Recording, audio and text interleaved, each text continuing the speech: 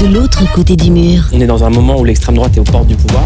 2027 arrive à grands pas. Regardez, ils sont là. Ils sont dans les campagnes, dans les villes. Je suis le bruit et la fureur. Marine Le Pen est une femme de gauche. Ce qui lui plaît, c'est de s'éclater dans une boîte de nuit en écoutant de la musique nègre. Les dimanches à Bamako. L'horreur quasiment de nazisme. Comme dirait Spider-Man, un grand pouvoir implique de grandes responsabilités. Un homme qui dit une bêtise, c'est une bourde. Une femme qui dit une bêtise, c'est une gourde. Je ne comprends pas le problème empathique vis-à-vis du sort des migrants. C'est parce que les gens en ont plein le cul des Arabes.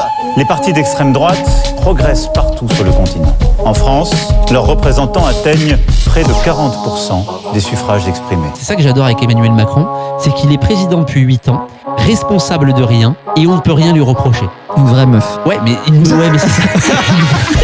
De l'autre côté du mur, présenté par Jean-Michel Aplati et Trotsky.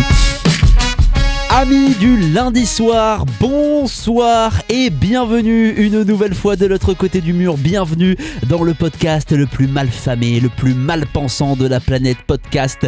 Jean-Michel Aplati pour vous servir et avec moi pour la dernière fois de l'année 2025, Monsieur Trotsky. Salut Trotsky. Eh oui, bonjour à tous, bonjour Jean-Michel Aplati et bonjour à tous nos auditeurs, fidèles encore en cette année 2025 pour l'unique et la dernière fois maintenant. Et oui, nous passerons en 2026 dans quelques jours. En tout cas, on espère évidemment que vous avez passé de très très belles fêtes de Noël. Oh là là là là. Oh, je me sens...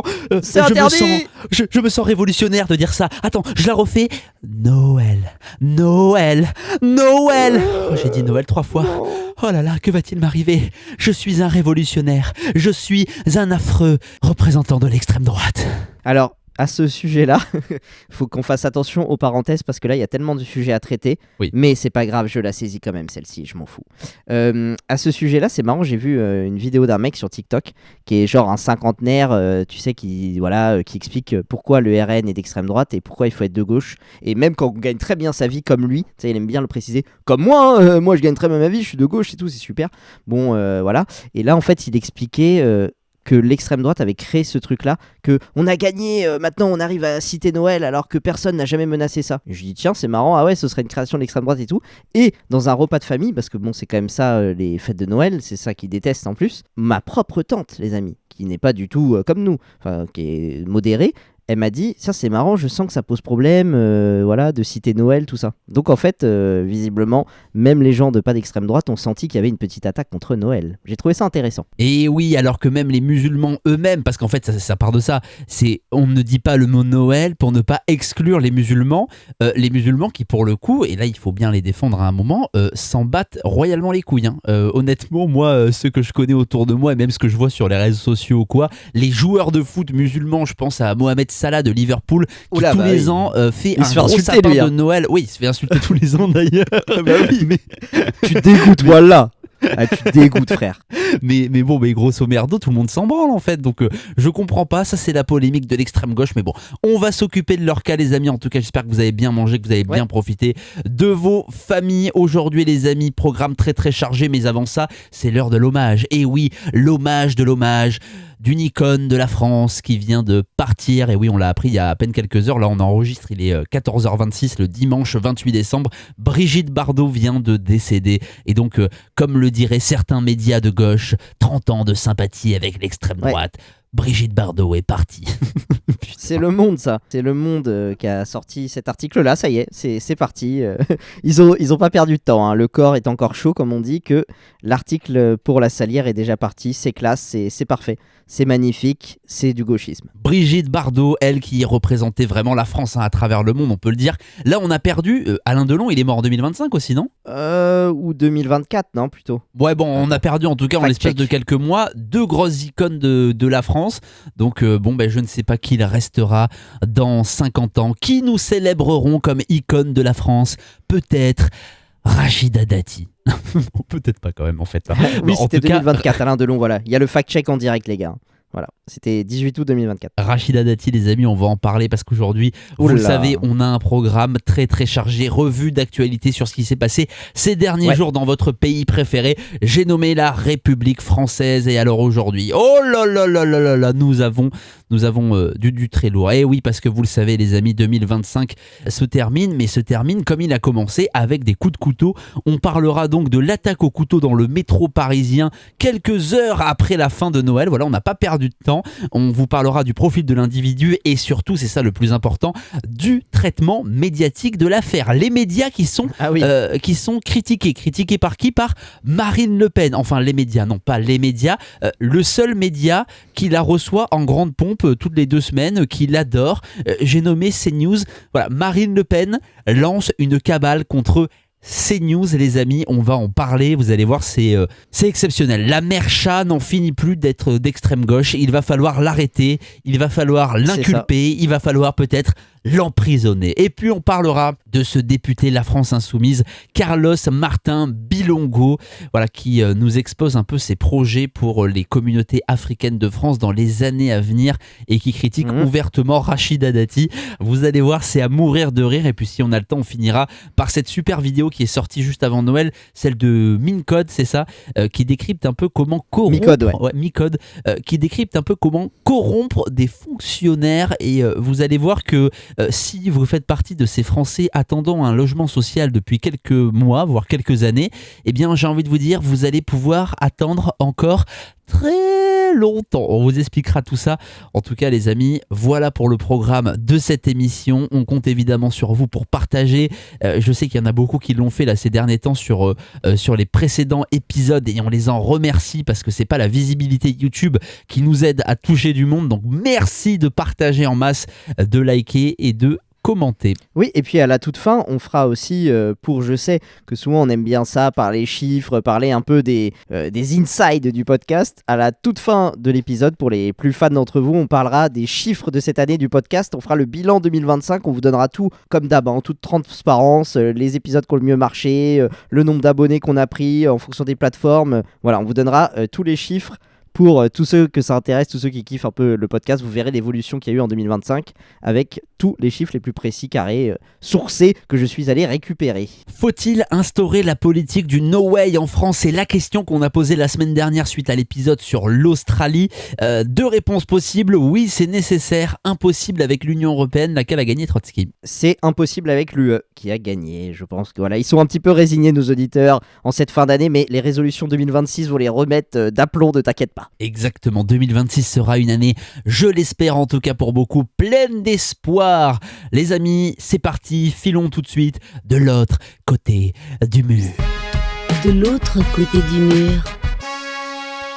Et oui les amis, de l'autre côté du mur, là c'est bien réel, hein. Oui c'est bien réel, c'est les coups de couteau qui vous touchent à vous chers Français tous les jours. 120 attaques au couteau cette année en France, c'est le chiffre qu'on a recensé les amis, mais d'où viennent ces couteaux? Qui tient ces armes blanches? Comme dirait Jean Messia, je ne sais pas pourquoi on continue d'appeler ça arme blanche dans la mesure où ce n'est jamais un blanc qui est derrière le manche. Ça c'est pas faux et l'affaire du 26 décembre va nous le prouver les amis. Et oui vous l'avez sans doute vu aux infos. Aux infos, ça dépend lesquelles vous regardez évidemment. Oui. Vendredi 26 décembre dans l'après-midi, sur la ligne 3 du métro parisien, un homme a sorti un couteau et a planté 3 femmes. Oui, une nouvelle attaque au couteau en France. Bon, vous allez me dire, oui, et alors rien de nouveau sous le soleil. C'est pas faux, surtout quand on voit le profil de l'individu. Trotsky, quel est le profil de cet individu? Alors là, tu poses une question.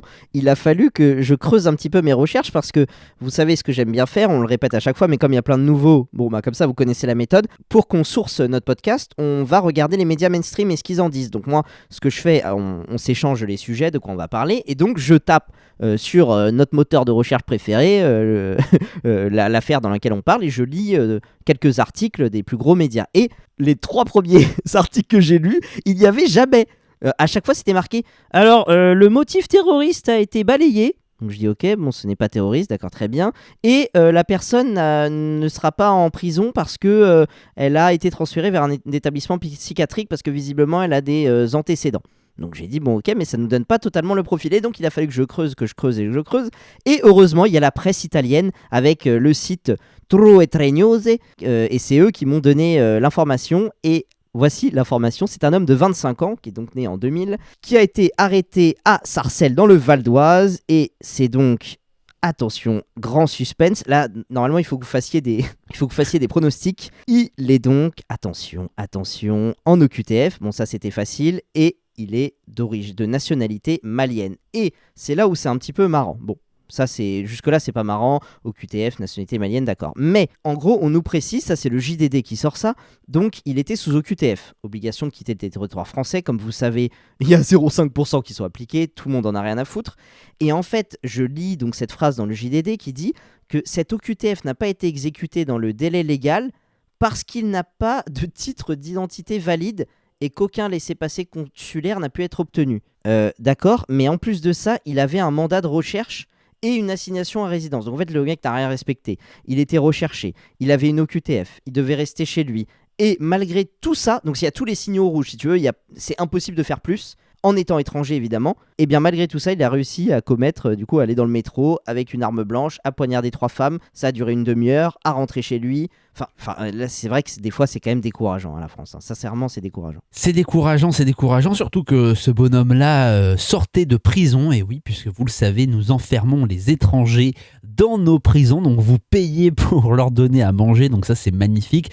Donc, cet homme-là qui a poignardé des gens dans le métro, la ligne 3 à Paris, hein, une ligne très fréquentée, une ligne sous vidéosurveillance. Et alors, ça, c'est bien parce qu'on a eu quelques députés d'extrême gauche disant, vous voyez, la vidéosurveillance n'a pas protégé ces trois jeunes femmes. Parce que, alors, avant que vous votiez pour les municipales, sachez que toutes les listes de gauche veulent supprimer les putains de vidéosurveillance, désarmer la police municipale. Enfin bref, un programme en tout cas aux petits oignons que je ne doute pas que notamment les Parisiens voteront pour, parce que voilà, c'est quand même exceptionnel de désarmer la police et les vidéosurveillances. En tout cas, voilà, Trotsky a dû aller chercher dans la presse italienne le profil de l'assaillant. C'est magnifique, on a dû aller de l'autre côté des Alpes pour avoir ce profil.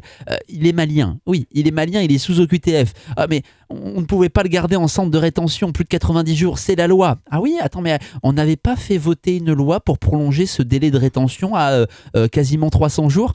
Oui, mais les sages du Conseil constitutionnel sous la gouverne de Richard Ferrand, sa nomination appuyée par le Rassemblement national, s'était prononcée contre. Et oui, c'est inhumain de mettre ces gens 300 jours en rétention le temps que les papiers arrivent pour les envoyer dans leur putain de pays. Bon d'ailleurs, petite parenthèse, hein, moi au gouvernement les amis, Jean-Michel Aplathy président, le Mali ne voulant pas me récupérer ses ressortissants dont je ne veux plus, je vous l'assure, je passe à la politique que j'appelle la Netanyahou. C'est-à-dire que je bombarderai le Mali tous les jours jusqu'à ce qu'ils reprennent le dernier de leurs ressortissants. Oui, le Mali, tout comme les Comores et tout comme tous les pays d'Afrique et du Maghreb qui refusent de nous reprendre leurs putains de ressortissants. La France veut peser dans le monde, il faut qu'elle commence par pouvoir expulser les clandos dont elle ne veut plus, non ? Comment voulez-vous parler à la Chine et aux États-Unis si vous n'êtes même pas capable d'expulser un vulgaire malien ?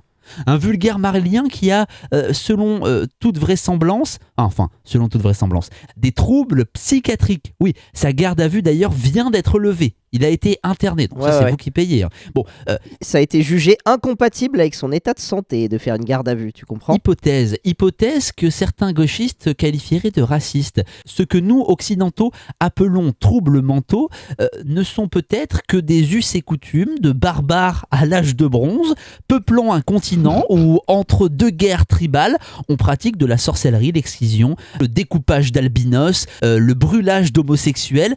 Est-ce qu'on peut se poser la question ou est-ce qu'il va falloir soigner tous les clandos d'Afrique comme on soignerait un Français de base ? C'est la question qu'on pourrait se poser. Restez bien là, dans 5 minutes on va parler de Bilango. Lui il pense qu'au contraire ils sont plus intelligents, plus endurants les Africains. Donc écoute, tu vois, il y a un débat, hein. On va en parler dans quelques instants. Bon, en tout cas vous le voyez les amis, Jean-Michel Aplati est très en forme. Ah bah oui, cette nouvelle m'a vraiment ravi. En tout cas, les médias dits mainstream et surtout la télé d'État, la Pravda, on peut l'appeler comme ça ici en France maintenant, France Télévisions a choisi sciemment de mentir et de ne pas vraiment tout vous révéler. On écoute le JT de 20h de France 2. On l'a appris ce soir, 3 femmes ont été agressées à l'arme blanche dans le métro parisien en fin d'après-midi. Le suspect a été interpellé à Sarcelles dans le Val d'Oise. Bonsoir Thomas Cuny, on vous retrouve en direct du centre de Paris. Bonsoir. Thomas, que sait-on ce soir de cette agression ? Eh bien pour l'instant, selon les premiers éléments de l'enquête, un individu a donc attaqué 3 voyageurs, 3 femmes à l'arme blanche sur la ligne 3. Les faits se sont produits entre 16h15 et 16h45 dans 3 stations différentes, arrêt métier, République et Opéra. L'agresseur a ensuite pris la fuite, mais on a appris il y a quelques minutes qu'un homme né en 2000 avait été interpellé dans le Val d'Oise. Il est déjà connu de la police pour des faits de droit commun, mais on ignore pour l'instant ses motivations. Du côté des victimes, elles ont été prises rapidement en charge par les pompiers. Une cellule d'urgence a été activée par la RATP. La RATP qui nous indique également que la sécurité est renforcée sur l'ensemble de la ligne. La police a évidemment ouvert une enquête pour tenter de comprendre les circonstances de ces agressions. Merci beaucoup Thomas. Et à l'instant, la préfecture nous indique qu'aucun pronostic vital n'est engagé donc en ce qui concerne ces 3 jeunes femmes blessées à l'arme blanche dans le métro parisien. Eh oui, vous avez entendu comme moi, le journal télévisé de France 2 a oublié. Ça peut arriver peut-être. Peut-être que ça peut oublier, ça peut arriver d'oublier, mais il n'a pas précisé l'origine de l'agresseur. C'est quand même étonnant, sachant que TF1 lui l'a fait. Pourtant il y a tout, hein. Oui, c'était à Sarcelles, il est rentré chez lui entre 16h15 et 16h35, il y a toutes les infos minute par minute. Il manque c'est marrant, il manque un truc que le gars ne doit pas être sur notre territoire. Et en plus il manque une autre information, c'est qu'en janvier 2024 le Lascar, il avait déjà été écroué pour vol et agression sexuelle, tu vois ce que je veux dire. Donc il manquait quand même pas mal d'infos au final, alors que pourtant ils y ont pris 1 minute 30 pour le reportage, ce qui est déjà beaucoup. France Télévisions, l'audiovisuel public, 4 milliards d'euros par an, sous le feu de nombreuses critiques, grâce notamment à la commission d'enquête réalisée par le député Charles Alonc, qui trouve de jour en jour matière à faire condamner toute la direction de France Télévisions. France Télévisions, les amis, qui, dans la droite lignée de cette république bananière française, corrompt tout le monde. Je ne sais pas si vous étiez au courant de ça, mais le déficit de France Télévisions a été sciemment caché par la Cour des comptes, le temps que Delphine Ernotte soit de nouveau renommée à la tête de France Télévisions.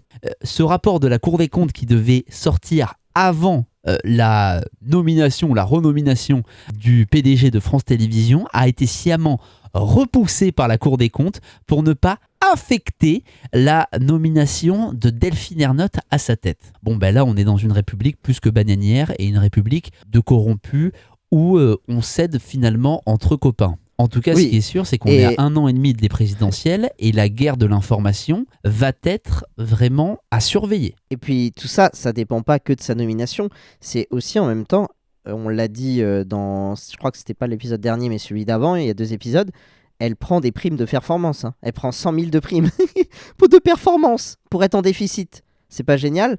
Donc en plus, on maquille les trucs, on la renomme et on lui refile 100 000 en plus de ses 200 000 déjà. Enfin, avec votre argent. Hein. Donc c'est génial, des primes de performance pour être en déficit. C'est quand même parfait de chez parfait. C'est magnifique les amis, l'audiovisuel public qui, je l'espère, sera privatisé. Privatisé dans 1 an et demi suite à l'arrivée au pouvoir de la mère chat.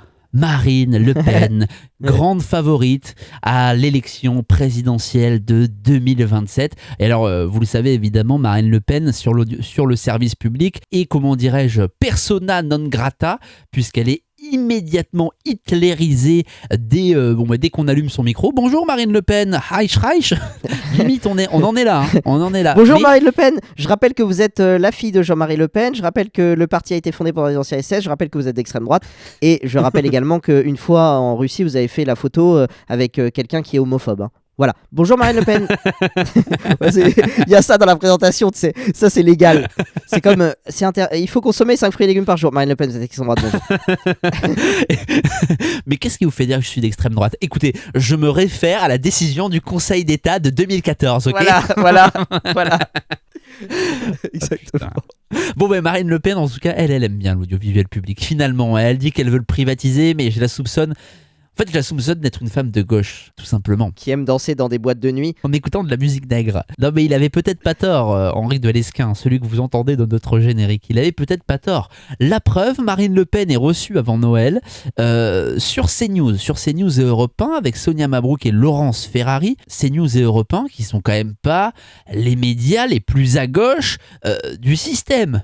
Donc, on se doute bien que Marine Le Pen ne va pas être mise en grande difficulté devant Sonia Mabrouk et Laurence Ferrari. Ça sera même peut-être une interview qu'on pourrait qualifier un peu de complaisante. En tout cas, ce qui est sûr, c'est qu'elle va pouvoir développer ses idées sans être coupée, sans être nazifiée. Ouais. Et alors là, c'est étonnant ce qui s'est passé sur CNews, c'est que c'est Sonia Mabrouk en fait, la raciste et la nazie. On écoute cette réponse lunaire de Marine Le Pen. On a des délinquants français, hein. On a des délinquants français. On les traite comme des délinquants. Vous n'allez pas les renvoyer chez eux. On va pas mais chez eux, c'est la France. Mais c'est ce que je vous dis. Mais bien sûr. Je parle de l'immigration de deuxième, troisième, quatrième génération. Parfois, il peut y avoir, pardonnez-moi, je termine juste ma question. Il peut y avoir une distance parce que vous par rapport aux valeurs de la République. Je vais vous dire, vous contribuez en fait à un amalgame. Bien sûr. Que je combats. Et qui est quand même développé sont nos adversaires politiques. Ça consiste à dire, quand on parle des étrangers, en réalité, vous incluez dans les étrangers les Français d'origine étrangère. J'ai fait une autre question, madame. Non. La réponse est non. Nous ne faisons aucun amalgame. Je ne sais plus quoi dire, Trotsky, quand j'entends ça. Je ne sais plus quoi dire. Mais si, on a des délinquants français, on en a. C'est nous, c'est notre faute, on en a. S'ils ont pillé un Français, d'accord, ils sont français, on en a. C'est du made in France, ça, d'accord. Et là, vous faites des amalgames, vous y participez. Et moi, vous savez quoi, je me désolidarise de ces news, hein, vous allez trop loin. Vous êtes d'extrême droite, vous savez quoi, si c'était moi, je vous interdirais. Moi, je suis fréquentable et je vous aime pas. Oh putain, mais c'est dingue, c'est dingue. Hein. C'est assez beau. Moi, je croyais la première fois que c'était de l'IA. Tu sais que c'était pas vraiment produit, ça. Ouais. Je me suis dit, mais attends. Alors, je souscris totalement à la stratégie de dédiabolisation de la mère Le Pen. Voilà, il faut savoir que, moi, j'étais plus de la team Jean-Ma, évidemment, mais Jean-Ma et sa stratégie de communication ne peuvent absolument pas accéder au pouvoir. La France n'est pas l'Amérique et il faut évidemment se dédiaboliser et se recentrer. Il y a un proverbe qui dit que l'élection en France se gagne toujours au centre. Et c'est, excusez-moi, mais un peu vrai. Alors c'est certes frustrant pour tous les militants à droite ou à gauche, mais c'est comme ça. Donc oui, j'ai toujours souscrit à la stratégie de dédiabolisation de la mère Le Pen, mais là, ça va peut-être un peu trop loin. Ce passage, je le trouve vraiment très très intéressant. Pourquoi ? Parce que, en gros, Sonia Mabrouk fait l'amalgame, et en ça, Marine Le Pen a absolument raison, elle fait l'amalgame entre délinquants étrangers et délinquants ayant des papiers français issus de l'immigration. Mais c'est un amalgame que tous les Français font. Aujourd'hui, quand on va dans un quartier qu'on appelle un quartier populaire, 80 à 90% des habitants de ce quartier dit populaire ont des papiers français. Mais demandez à des Français blancs s'ils considèrent que les habitants de ces quartiers populaires sont des Français. Non. Mais c'est évident que non. D'ailleurs, il n'y a rien de français, à part les panneaux de signalisation sur la route. Des boucheries halal, des mosquées, des épiceries de nuit, des testis-croustis et des voiles partout. Excusez-nous, mais qu'y a-t-il de français dans ça ? Rien. Et du coup, Sonia Mabrouk fait ce que tous les Français font, c'est-à-dire amalgamer une population qui a des papiers français avec des gens qui n'ont pas les papiers français, mais qui leur ressemblent plus. Vous voyez ce que je veux dire ? Oui, et puis même eux, ceux qui ont leurs papiers, tu vois ce que je veux dire, ils tendent leur drapeau de leur pays d'origine à la première occasion, eux-mêmes ne se sentent pas français du tout. Hein. Je veux dire, c'est pas une insulte que de leur dire ça pour la grande majorité d'entre eux. Moi, je suis un grand passionné de micro-trottoirs. Et les micro-trottoirs, je sais pas si vous connaissez, putain, je sais pas si je vais réussir à retrouver pour le mettre en description, mais le mec qui dit, qui va voir des gens, je crois que c'est sur les Champs-Élysées, il dit bonjour, vous êtes de quelle origine ? Ah, Jean-Eudes Gana ? De quel pays ? Ah non, le noir. Non, c'est un rebeu. Le mec noir. Ouais, ou c'est un... Ouais, je sais plus. Et en gros, à chaque fois, ils disent moi, je suis malien. Et là, il dit alors, quelle est la capitale ? Est-ce que tu peux me citer 2 villes ? Et les mecs n'ont aucune réponse. Pourtant, ils se sentent maliens, algériens, tout. Mais c'est extraordinaire. Ces vidéos, c'est extraordinaire. Mais alors, la question qu'on devrait se poser, c'est pourquoi ? En fait, quelle est la stratégie de Marine Le Pen à rétorquer ce qu'elle a rétorqué à Sonia Mabrouk ? Sachant que si elle n'avait rien dit, personne ne lui aurait rien dit. Ça serait passé vraiment crème. Ouais, c'est clair. Tu vois ce que je veux dire ? Là, à part frustrer son bras très à droite, puisqu'il reste au Rassemblement National des gens qui sont quand même très à droite, même si de moins en moins, on va pas se mentir, elle a perdu une grosse base qui est partie chez Zemmour, entre 5 et 10% à mon avis, qui sont partis chez Zemmour, même si je pense que Zemmour a plus pris de l'électorat LR que de l'électorat RN, mais qu'importe. Et la question est de savoir, mais pourquoi fait-elle ça ? Est-ce que sa stratégie est réellement de gagner le vote des quartiers populaires ? Si c'est ça, c'est très inquiétant. Oula. Ouais, soit c'est pour... En fait, comme tu dis, là, on est vraiment 100% d'accord, c'est que sur le fond de ce qu'elle dit, je comprends et je suis d'accord, mais en fait, c'est la forme qui me dérange, c'est qu'elle utilise les mêmes méthodes que tous ses adversaires, en prenant ses grands chevaux. Non mais là, vous faites des amalgames, vous amalgamez, là, Madame Mabrouk, là, c'est de votre faute, là, ce que vous faites. Non mais c'est très dangereux de faire ça, c'est ce que nous font nos adversaires. Et en fait, soit... Comme tu dis, elle essaie de gagner le vote des quartiers populaires. Et alors là, je sais pas trop où on va en 2027, mais on va rire. Je pense qu'on va rire, mais bien. Ou alors, elle essaie de faire un peu une séquence m'insurge contre CNews et tout pour me montrer que voilà, je suis pas totalement à leur botte. Et pour tous ceux qui diront CNews, le groupe Bolloré, route pour le RN, et dira non, regardez, moi je les recadre quand il faut. Tu vois, pour essayer de montrer qu'elle est pas 100% à leur botte. Donc je sais pas ce que c'est que ce délire, mais c'est vrai que ça m'interroge. 2%. C'est le score recueilli par le RN dans la catégorie des musulmans de France en 2022. 2%. Donc elle a gagné 2% dans les quartiers populaires, Marine Le Pen. Voilà. Jean-Luc Mélenchon, 70%. François Hollande, 60% en 2012. Donc ça vous laisse quand même... Je suis désolé, mais on voit quand même le rapport de force énorme. Moi, quand on me dit toujours « Non, mais attendez, les gens des quartiers populaires sont les premières victimes de la délinquance et eux aussi, ils en ont marre et eux aussi, ils aimeraient vivre en paix, etc. » Ces gens-là ne votent jamais pour les partis dits, j'aime pas dire d'extrême droite, mais les partis qui veulent ramener l'ordre dans ces quartiers-là. Ils voteront toujours pour les partis comme la France Insoumise qui les laisse vivre comme au pays, si vous voulez. Bon, en tout cas, ce qui est intéressant, c'est que, et ce qui est bien dans ce podcast, c'est que ce podcast est une boucle. Ce podcast a toujours un petit lien. Voilà. Et là, on parle des quartiers populaires, on parle de la stratégie du Rassemblement National, de son vote chez les musulmans. Et là, boum, on dérive directement dans un épisode qui s'appelle La librairie africaine. Voilà. On file sur YouTube et on se dirige vers la librairie africaine, qui est une émission sur YouTube de personnes africaines noires et qui invite d'ailleurs pas mal de monde, puisque j'ai vu que notamment Julien Rochdy était invité dans cette émission pour parler de son livre Qui sont les Blancs. Donc ils n'ont pas eu Papacito. Hein. Je crois qu'ils ont eu Papacito à l'époque. Mais ils l'ont pas diffusé encore. Et les deux là, ils les ont pas encore diffusés. Voilà.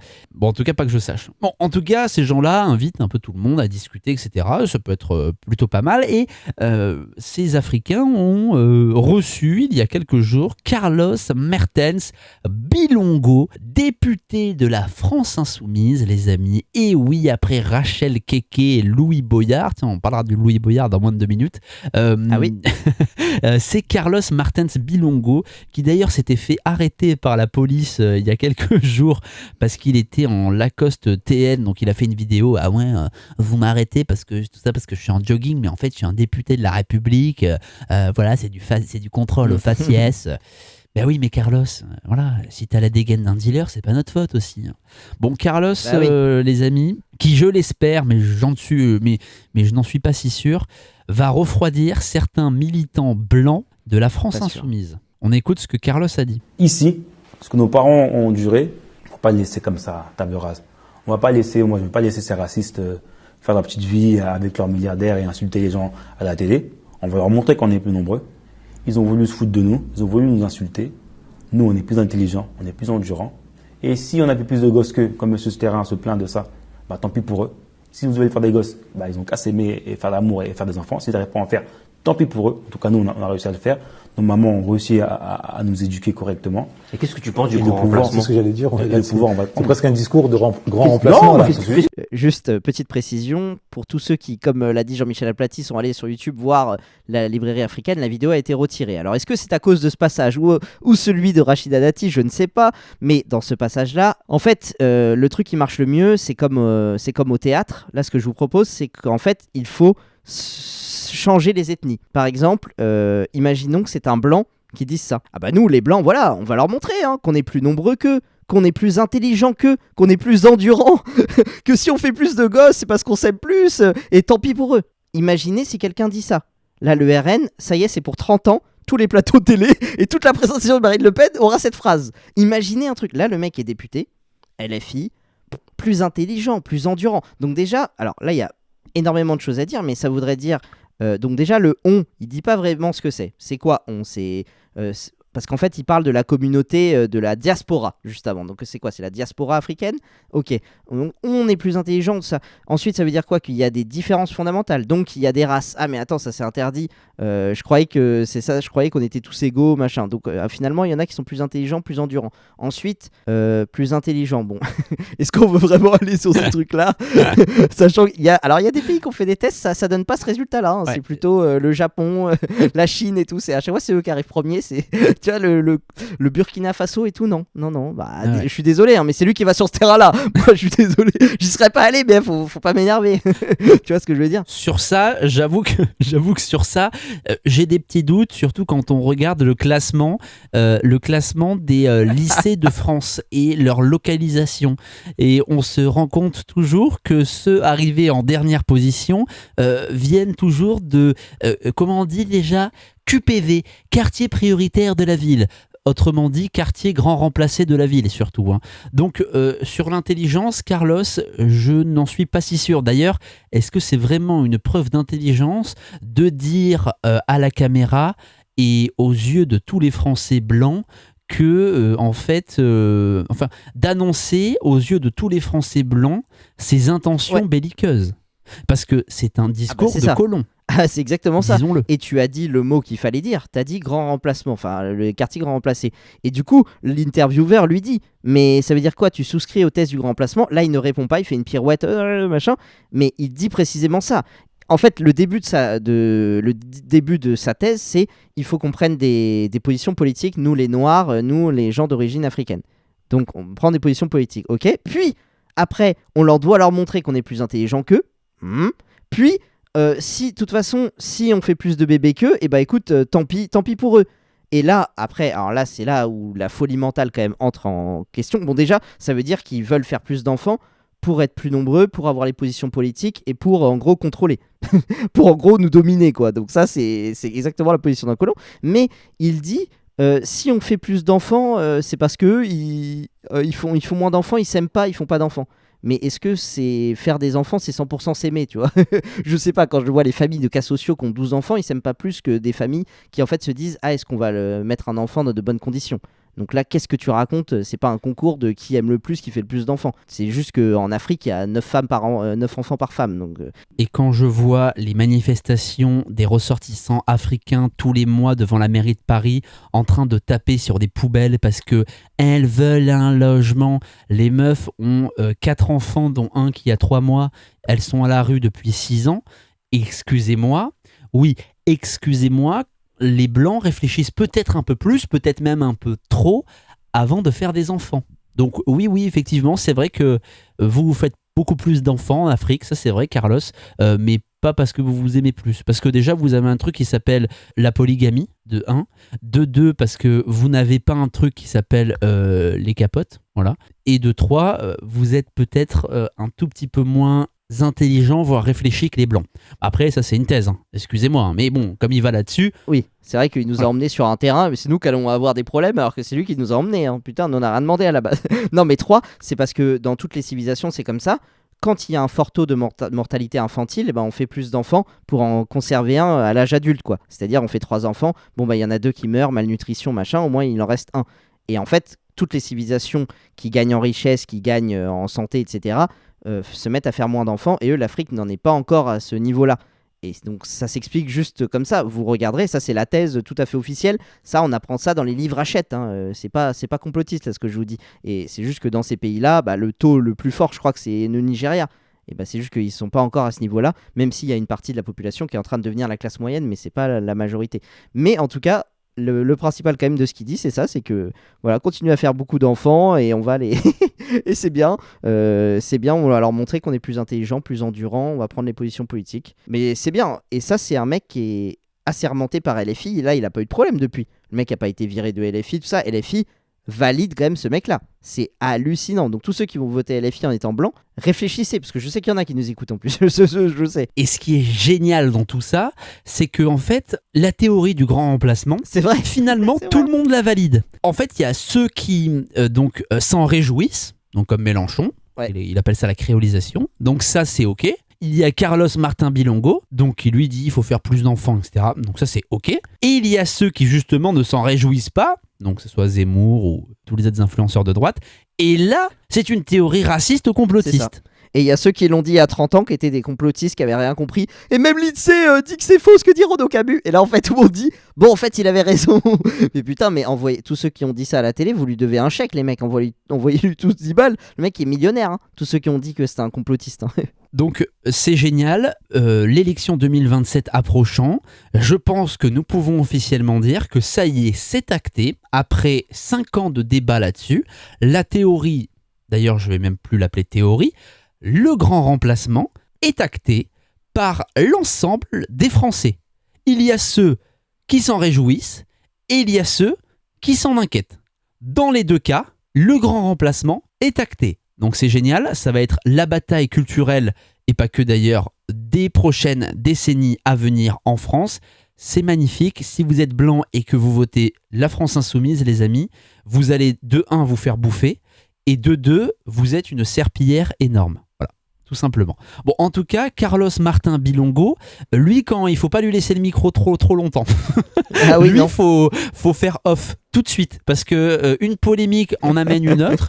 Et bon, là, il s'est excusé par contre sur Twitter sur celle-là, là, mais bon, il a quand même dit des choses. Voilà, il a quand même dit que Rachida Dati ne doit pas vraiment sa carrière à ses compétences, et on écoute. À droite, quel individu en France a réussi par son déterminisme personnel? Quel individu à droite a réussi en France parmi la communauté afro, tu veux dire? Ouais. Ben, si on prend l'exemple de Ramayad, pour moi c'est un exemple de réussite. Comment? Par les études. Elle a performé dans les études comme personne. Les études à Gorée, à la base déjà, petite, l'école privée de Gorée. Moi aussi, quand elle arrive ici, elle est nommée. Elle est nommée. Mais le jour, parce qu'elle passe un concours d'excellence et elle est repérée. Ouais, mais elle sert de quota. Ouais, mais le jour où elle veut faire la politique par elle-même, on la dégage. Elle s'est fait détruire. Bien sûr. Et moi, elle a non, mais ça a été un épiphénomène. Mais bien sûr. Ensuite, tu prends d'autres personnes où c'est pas promotion canapé ou en couchant avec des hommes qui sont arrivés ministres de la culture aujourd'hui ou prétendent à la mairie de Paris. Mais moi, fondamentairement. Mais Rachida, elle est survie grâce à autre chose. Chacun ses moyens. Chacun ses moyens, doucement. Poursuivre pour diffamation. Et oui. Carlos dénonce, mais heureusement qu'il parle à plusieurs en même temps et tout. Hein. Heureusement qu'on n'entend pas précisément tout ce que lui dit tout seul. Heureusement qu'il n'y a pas la piste et micros séparés. Heureusement pour lui qu'il y a des petits rires qui viennent couvrir et tout ce qu'il dit parce qu'il le dit vraiment précisément. Mais vraiment. Ouais. Rachida, elle survit grâce à autre chose. Ah bon, mais elle survit grâce à quoi, Carlos, Rachida, tu peux alors nous en dire plus? What do you mean? Surtout qu'avant il dit oui, il y a les promotions canapé, nanana. C'est ça. Parce qu'en fait là il parle, l'enchaînement, en gros si vous voulez, pour vous recontextualiser la chose, il parle des Français issus de l'immigration ayant réussi dans des postes de hauts fonctionnaires ou des postes politiques. Donc ils prennent au début l'exemple de Ramayad, et après il parle de Rachida Dati et l'autre il dit non mais Rachida, elle survit grâce à autre chose. Donc là c'est bien parce qu'il y a deux choses. Un, on voit vraiment la haine viscérale entre les Noirs et les Arabes. Donc c'est bien parce que même en France, c'est acté. Et de deux, il y a cette vérité, parce que c'est une vérité.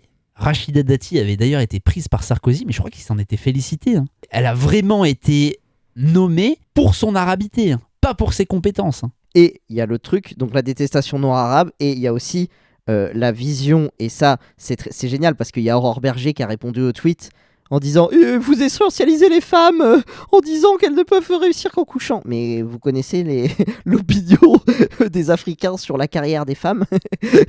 Mais ça, bon, à LFI, ça n'a pas l'air de leur poser des questions à Mathilde Panot, Clémence Guettet et tout ça.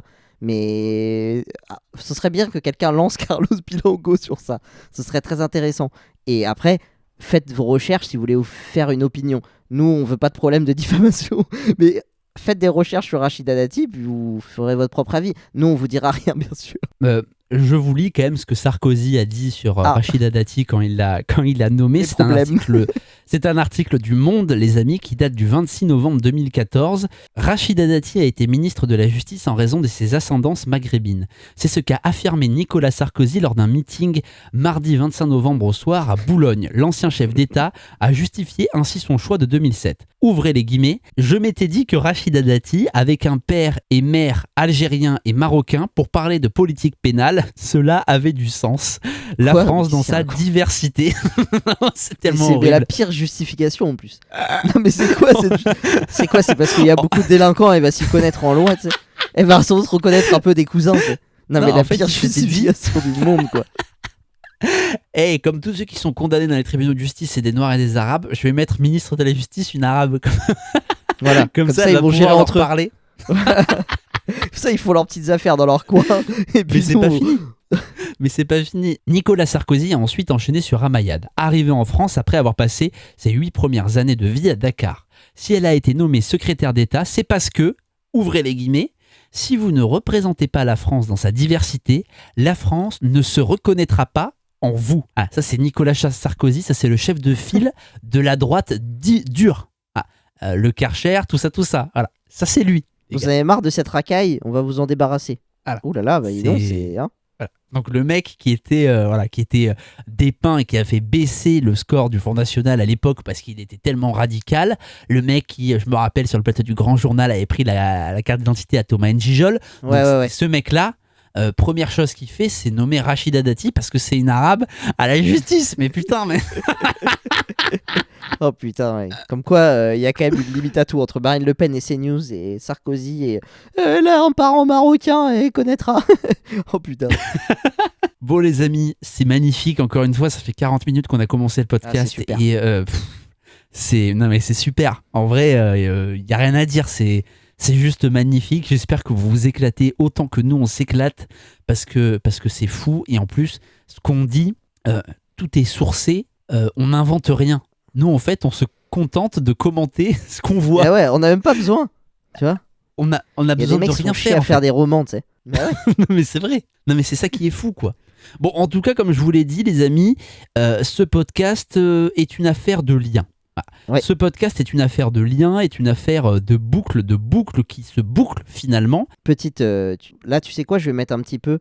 On va prendre un petit peu de hauteur, c'est le dernier de l'année, il faut qu'on parte en beauté. Vous savez que, donc tu dis il faut faire du lien, c'est parce que c'est un podcast intelligent, parce que intelligent, ça vient du latin légaré, faire des liens, c'est-à-dire assembler, faire des liens. Et donc faire des liens, quand on est capable de choses disparates, d'en faire quelque chose de logique, c'est ça être intelligent. Donc là on a pris des actualités, on les a mis ensemble pour faire un lien, c'est donc qu'on a fait preuve d'intelligence et que c'est un podcast intelligent. Voilà, c'est la preuve que ce podcast est intelligent, je te laisse continuer. C'est beau ce que tu dis Trotsky, c'est beau.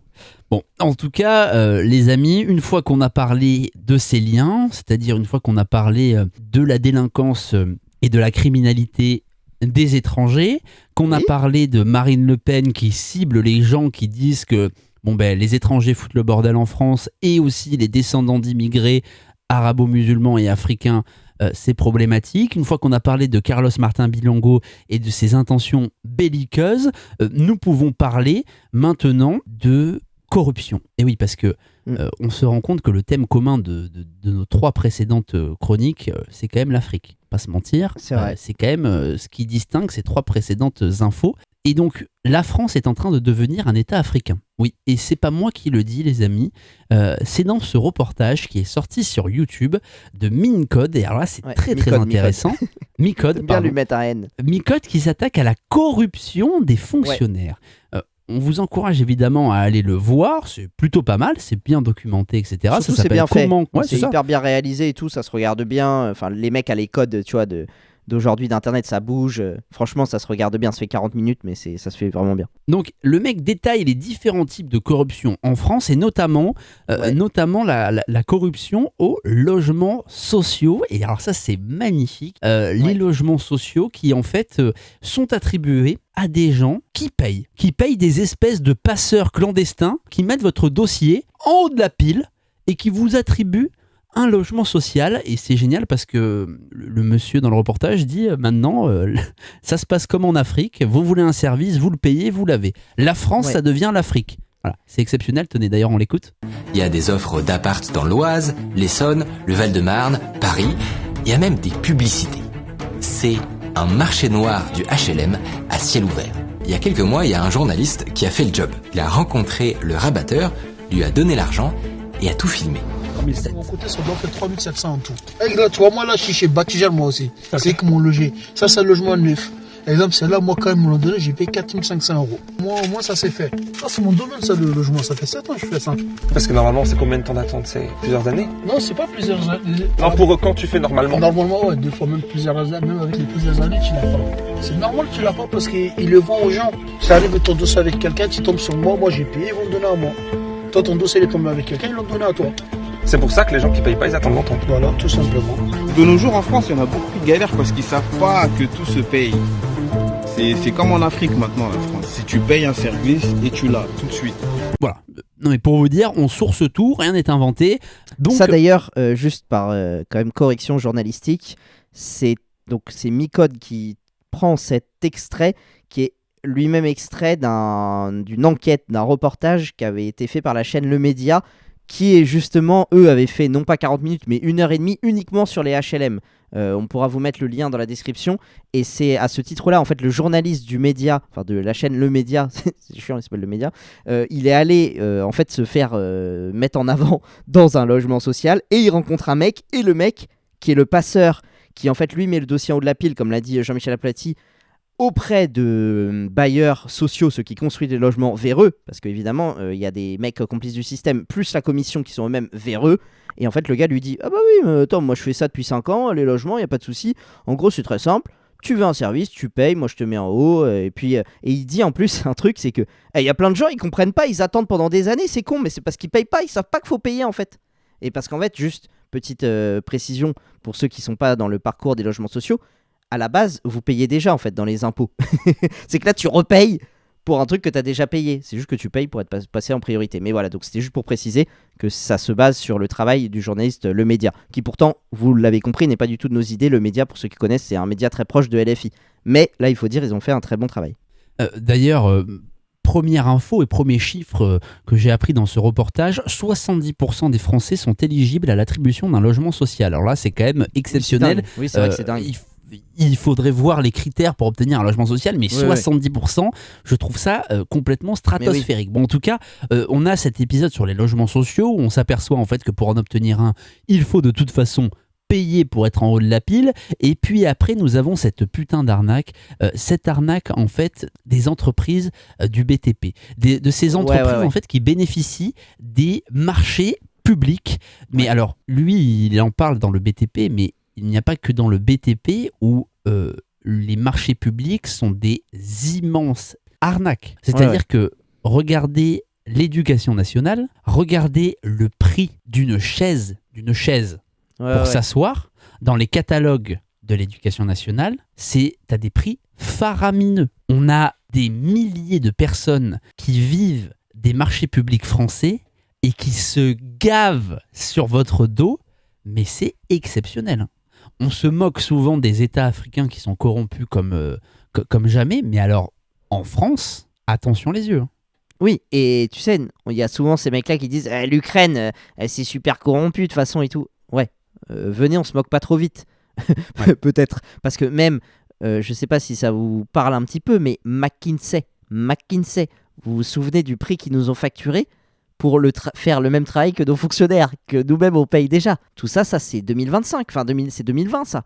C'est pas 1982. Donc c'est récent, c'est en France, ça nous concerne vraiment. Donc oui, quand on se fout de la gueule des élections africaines et tout, il y a des choses où on n'est pas vraiment en capacité de rigoler. C'est une république bananière, les amis. Dans ce reportage, on apprend pas mal de choses, notamment cette affaire sur les maires et l'attribution au marché public des plans d'urbanisme, des PLU, en fait, si vous voulez, où on apprend que les maires donc, se font construire des piscines, se font offrir des voyages, se font... rénover leur appart, prennent des virements bancaires énormes pour en fait faire passer d'un terrain non constructible, un terrain totalement constructible à un putain de bailleur social complètement véreux qui s'en met plein les poches à l'achat et à la revente du terrain. On apprend pas mal de choses, les amis, donc on vous encourage évidemment à aller voir ce reportage. Yes, carrément. Travaille en plus Micode, qui à la base n'est pas du tout un youtubeur de ce genre-là, mais c'est bien que même ces grosses chaînes, il a 1 million d'abonnés, se saisissent et dénoncent. Ça m'a fait plaisir qu'il fasse ça. Et alors moi, ce que j'ai appris, c'est dans sa conclusion, je vous spoil un petit peu, mais c'est que en France, on est quand même tellement un état du tiers-monde que jusque dans les années 90, les pots de vin étaient défiscalisés par l'État, c'est-à-dire par le fisc. Il y avait un bureau secret. Il vous donne la référence, c'est le bureau la C3F, où les entreprises allaient les voir et disaient « Alors moi, en pot de vin, j'ai versé tant ». Et on comptait ça, en gros, on comptait ça, tu vois, c'était une ligne de compta comme les autres. C'est pas génial, c'est qu'en gros, l'État était complice et savait qu'il y avait des pots de vin absolument dans tous les domaines. Donc c'est absolument magnifique, comme quoi même tout l'État, tout le fisc peut créer des cases pour blanchir l'argent, en fait. C'est absolument génial, mais on va vous dire, tu sais, que toi, attention, tes impôts, si tu te trompes d'1 millimètre, on te dégomme la gueule, alors qu'il y a des cases pot de vin. C'est quand même absolument magnifique.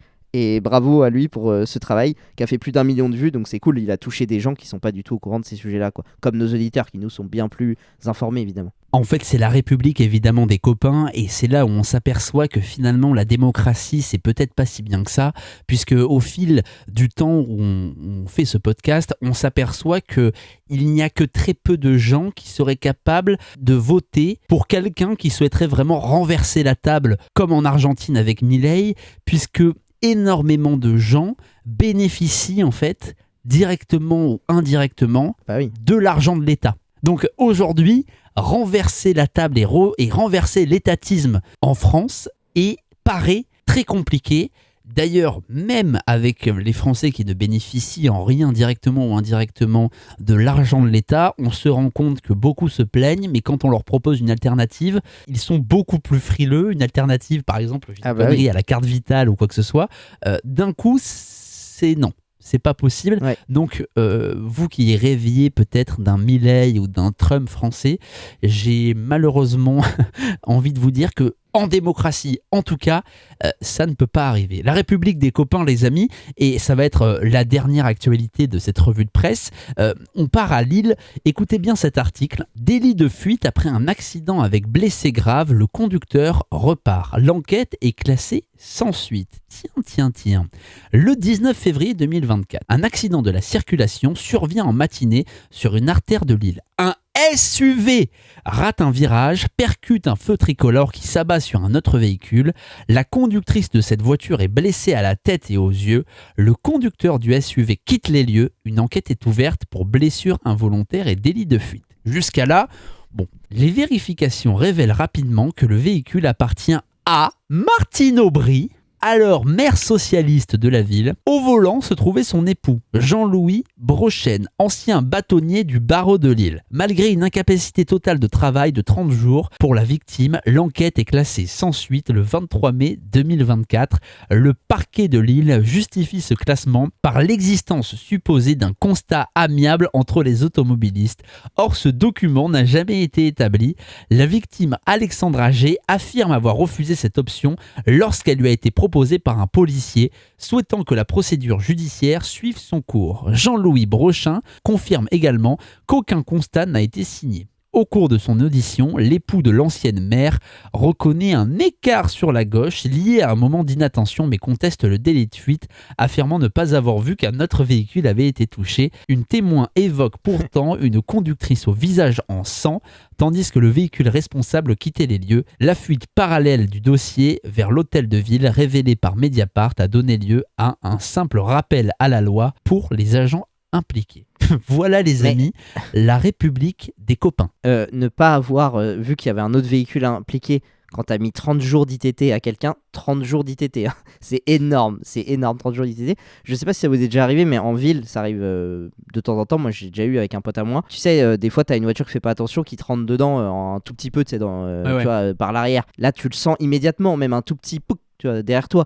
Donc là, ne pas avoir senti que t'as percuté quelque chose ou quelqu'un ou une voiture qui lui a causé 30 jours d'ITT, c'est quoi cette excuse? Non mais c'est dingue quand même, c'est dingue que ça passe, c'est incroyable. Le mari de Martine Aubry s'en est sorti avec rien, hein, du coup, hein, donc vous avez compris, hein, vous l'avez compris, c'est la République des copains. Des juges jusqu'au maire, en passant par la case fonctionnaire jusqu'à la police, le système est verrouillé. En tout cas, on en a l'impression. Va falloir peut-être songer à renverser la table bien comme il faut, de manière démocratique ou non, mais ça, on en parlera peut-être dans un prochain podcast. Bon les amis, nous sommes aujourd'hui le 29 décembre, vous le savez, dans quelques jours, dans quelques heures, nous passerons en 2026, une nouvelle année qui nous attend, une nouvelle année pour ce podcast qui n'a toujours pas fini de vivre malgré les censures à répétition de YouTube et de toutes les plateformes qui nous diffusent. Trotsky voulait nous faire un petit bilan statistique et remercier évidemment tous les nouveaux qui nous ont rejoints. C'est ça, que je sais que souvent ça intéresse les gens, quels chiffres on fait, quelle est la progression, est-ce qu'il y a des... Voilà, tout concrètement. Donc, j'ai sorti tous les chiffres. Il y aura 2 catégories en podcast, donc c'est-à-dire Spotify et Podcast, et sur YouTube, puisque ce ne sont pas les mêmes chiffres.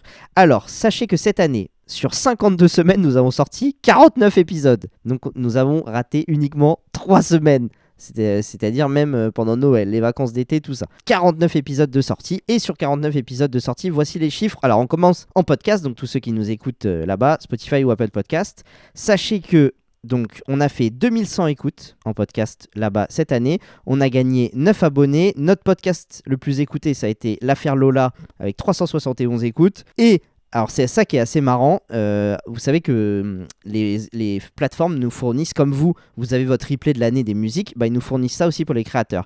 Et on a découvert à ce titre-là que nos auditeurs podcasts, en durée d'écoute, ils nous écoutent plus longtemps que 86% des autres podcasts. Tous les podcasts confondus de la plateforme, on a une durée d'écoute supérieure de 86% d'entre eux. Donc c'est absolument énorme. C'est-à-dire que oui, ils nous distribuent pas, du coup on gagne pas de nouveaux auditeurs, enfin pas énormément, mais alors par contre, putain, ceux qui nous écoutent, ils nous écoutent extrêmement plus longtemps que tous les autres podcasts quasiment, quoi. C'est monumental. Et pareil, on est un podcast qui est plus partagé que 76% des autres, alors qu'on a une petite communauté, quoi. On est là que depuis un an, on n'est pas youtubeuse ou je sais pas quoi, tu sais, avec une énorme communauté qui partage à fond. Et on est plus partagé que 3/4 des autres podcasts présents sur les plateformes de podcast. Donc voilà pour les chiffres podcast concrètement. Ensuite sur YouTube, alors sur YouTube, donc pareil, on a sorti 49 vidéos. Sur 49 vidéos, on a fait 18 300 vues, donc c'est stratosphérique comparé à l'année dernière. L'autre épisode qui a fait le plus de vues, c'est l'affaire Brigitte, avec 8723 vues. Et alors en termes d'abonnés, alors c'est là où ça va nous donner le vertige. L'année dernière, en décembre, on avait 2 abonnés sur YouTube, on venait de se lancer. Et là, cette année, on en a 185, donc on a donc gagné 183 abonnés sur YouTube cette année. Et j'ai voulu regarder combien on avait de spectateurs différents, de personnes différentes. C'est-à-dire qu'on n'a pas un fan qui a regardé 8000 fois une vidéo, tu vois ce que je veux dire. Et donc ça, ce chiffre-là, il se donne uniquement sur 90 jours, pas sur un an. Il est sur YouTube, au niveau des droits, il te donne que 90 jours. Et sur uniquement 90 jours, on a eu 2232 personnes différentes, dont 299 personnes régulières. Donc c'est tout simplement énorme. Et j'ai voulu finir par une petite stat rigolote et une petite devinette pour chez vous. Sachez que donc tous les épisodes nous ont fait globalement gagner des abonnés, sauf un. Il y a un épisode qui nous a fait perdre un abonné, donc c'est pas énorme, mais un abonné. Il y a un épisode qui est dans le négatif pour nous. À ton avis, quel épisode nous a fait perdre un abonné? Sachant que voilà, Jean-Michel Aplatine n'a pas l'info, il ne peut pas tricher, il ne sait pas. À ton avis, qu'est-ce que c'est? Et vous, chez vous, à votre avis, quel épisode sur cette année nous a fait perdre un abonné? Tu vas rire. On en a parlé aujourd'hui. Non. Oh, ça, il nous en a fait gagner beaucoup. Non. Alors là, on en a parlé aujourd'hui de cette personne. On a parlé aujourd'hui de cette personne. L'épisode sur Marine Le Pen. Non, mais c'est aussi un politicien, mais c'est un homme et qui a côtoyé la prison et a sorti un livre à ce sujet. Ah, sur Sarkozy, bah oui. Ouais. Eh oui. Donc on avait fait un épisode extrêmement violent sur Sarkozy. Si vous ne l'avez pas écouté, pourtant il a bien marché d'ailleurs. Si vous ne l'avez pas écouté, vous pourrez aller l'écouter. Mais c'est vrai que pour les fans de Sarkozy, je pense que ça a été un peu dur. Et du coup, il y avait un de nos auditeurs, c'était trop pour lui. Je pense un fan de Sarkozy, il avait dit non, là c'est trop pour moi.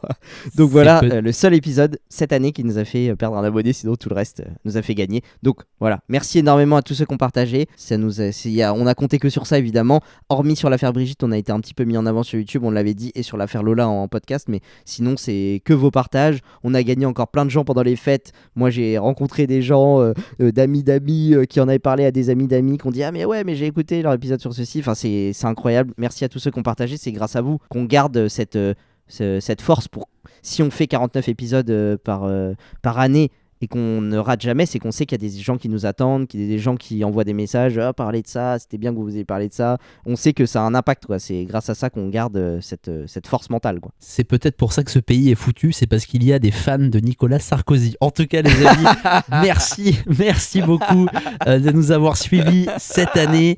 Passez un bon réveillon, évidemment. Et alors bon, je déteste faire ça parce que tu sais, ça fait très paternaliste de merde. Je sais ce que tu vas faire, ça casse les couilles de dire ça. Mais c'est vrai que c'est toujours bien de le dire, les amis. Si vous vous bourrez la gueule, bon, défoncez-vous ce que vous voulez, mais vous fermez la porte de chez vous à clé et vous dormez sur le carrelage si vous voulez. On s'en balèque. Mais on veut tout le monde entier le 1er janvier.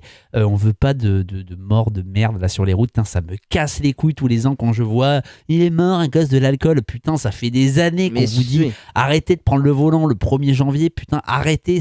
Mais surtout maintenant, il y a des taxis partout, des navettes. Les gars, c'est plus comme avant. Stop, soit vous êtes à la campagne, il y a 50 chambres, soit vous êtes en ville et il y a 1000 solutions. Donc ça n'existe plus. Ce truc de c'est pas possible, ça n'existe plus, c'est terminé. Vous dormez dans votre voiture, tiens, petit avant de finir. Moi je me rappelle mon premier jour de l'an quand j'avais 18 ans. Bon ben moi tu sais, je suis arrivé à 20h, tout fou tout flamme, allez bim bam, des shots. À 23h j'étais mort, j'ai même pas fait la nouvelle année. Je suis allé dormir dans ma bagnole. Voilà. J'ai pris un sac de couchage. C'est ça vous donnera l'occasion. Voilà. J'ai dormi dans ma bagnole. Et ben alors ça se fait de dormir dans une Clio, putain, je vous le dis que ça se fait. Donc voilà, nous on veut tout le monde entier là en 2026, donc faites attention évidemment au nouvel an. Mais surtout quand ça implique des gens, tu sais, quand t'as le mec bourré qui tape une voiture, tu vois, d'une mère de famille qui a ramené ses 2 enfants d'un nouvel an. Non mais ça c'est infernal. Nous on valide évidemment pas ça. Franchement, en plus moi, tu sais que je me suis rendu compte récemment, mais que plein de fois j'ai été transporté par des gens, mais tellement déchirés, en fait ça tient à rien. Putain, il y aurait pas eu ce podcast là, quoi, t'imagines? Non, mais c'est clair. Des fois ça tient à rien, les mecs, ça sert à rien de prendre des risques. Nous on a un pays à reconstruire. C'est ça. Vous voyez bien tout ce qu'on a à reconstruire, les gars. Putain, on a besoin de vous, quoi. On a besoin de force vive, donc dormez par terre. Au pire, faites lit commun avec peut-être votre future femme, quoi. Ça vous permettra de rencontrer des gens. Bon, Trotsky, je te demande pas si tu vas faire une grosse soirée pour le jour de l'an, j'imagine que non. Bien sûr que non, ça c'est horrible. Surtout qu'en plus, pour raconter ma vie, là, je reviendrai d'un train. Je vais arriver le 31 à 19h50 chez moi. Je sais même pas si je vais pouvoir aller m'acheter un truc à manger et tout, ça va être compliqué. Donc non, alors là, rien du tout, de chier, rien du tout. Au mieux, je mettrai un film que j'ai envie de voir. Souvent, je me dis, tiens, comme ça, c'est l'occasion. Comme ça m'évite de dormir avant minuit. Je me mets un film long et comme ça il est minuit, je dis c'est cool et après je vais dormir. Et toi, qu'est-ce que tu fais? Parce que moi là ça paraît triste, mais peut-être que tu vas compenser. Non, mais petite soirée entre potes, alors avec des gens que je ne connais pas et qui disent sur la conversation WhatsApp qu'on a, nous si jamais on ramène du pisang à bon, c'est de la liqueur de banane. Alors je sais pas avec qui je vais être. C'est quoi ça? C'est quoi? Mais qui c'est la connasse qui s'est dit que ramener de la liqueur de banane c'était bien, putain. C'est quoi ce délire? Salope! Ah ouais, tu fais avec des gens que tu connais pas, toi, c'est marrant. Ouais, il y a des gens que je connais pas dedans. Ouais. Bon, écoute, on verra, je vous dirai si la liqueur de banane c'est bon. Voilà. Ouais, ça marche. Hâte de se retrouver lundi juste pour ça, quoi. Allez, ça marche. Bon, passez de bonnes soirées.